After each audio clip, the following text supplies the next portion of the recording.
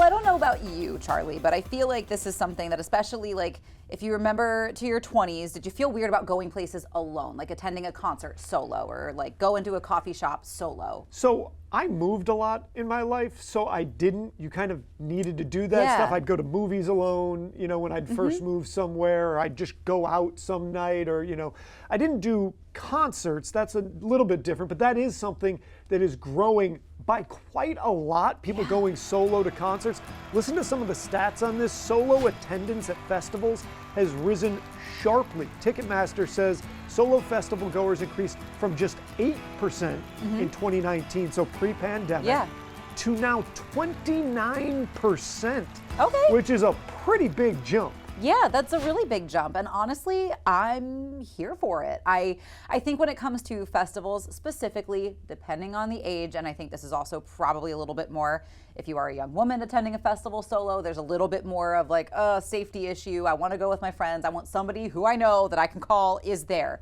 But I do like the idea of solo attendance, especially for like concerts and festivals. I think it does get you out of your comfort zone a little bit. I mean, I think as humans, we are very social creatures. We like to be safety in numbers, but I think it does allow you to kind of branch out and be brave and meet all kinds of really interesting people. Well, I mean, at a time where, again, we talk about it all the time, those third spaces are being diminished.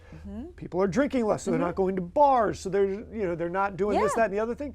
If you don't have a lot going on, if you don't have a bunch of friends in the place that you live, again, maybe if you just moved somewhere, or if everybody's out of town, whatever, that doesn't mean you shouldn't go out, try to have a great experience, try to meet some people, have a good time. You're going to be around like-minded people because ostensibly, if you're going to see the group you like, there's going to be other people there that are there to see the group you like, and maybe make a friend or two, and if not, you just listen to some great music, have a good time, maybe eat some terrible food. Exactly. And have a show. I feel like I myself sort of had that like, oh, this feels weird going by myself, especially because things like going to the movies I had always done with friends. But this summer, for the first time, I saw Sinners alone and I saw Fantastic Four by myself. And I was like, I actually love going to the movie by myself. Yeah.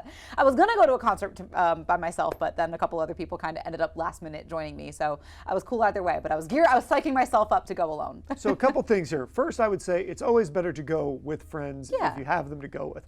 But there's no reason not to go just because they're not available. I definitely, I echo that too. If you get the opportunity to attend either a concert or an event that's typically seen or stereotypically a group activity, try doing it by yourself and let us know how it goes. I mean, have you attended events by yourself? We want to know how it goes for you. You can chime in team@coastlife.com. You can always chime in on our socials as well. But we got to take a quick break.